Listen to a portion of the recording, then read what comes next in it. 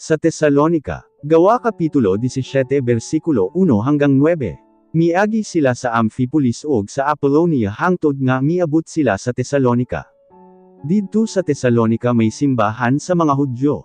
Ug sumala sa iyang nabatasan, misulod si Pablo sa ilang simbahan, ug sa tulo ka adlaw nga igpapahulay nakiglantugi siya sa mga tawo didto.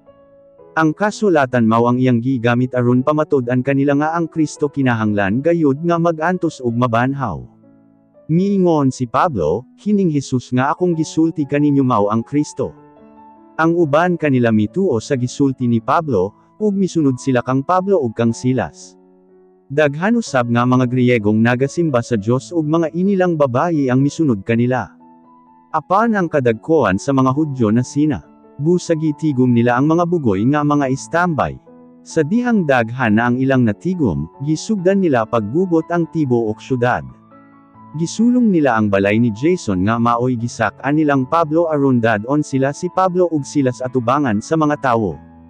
Apan wala nila makit-i si Pablo ug si Silas busagi dakop nila si Jason ug ang uban pang mga tumutuo ug giguyod ngadto sa mga pangulo sa syudad. Sa ilang kasuko kanila ni Pablo naninggit sila, kining mga tawhana nagdalag kasamok bisan asa sila moadto tungod sa ilang mga pagtulunan. Ug karon ani ana sila sa atong syudad.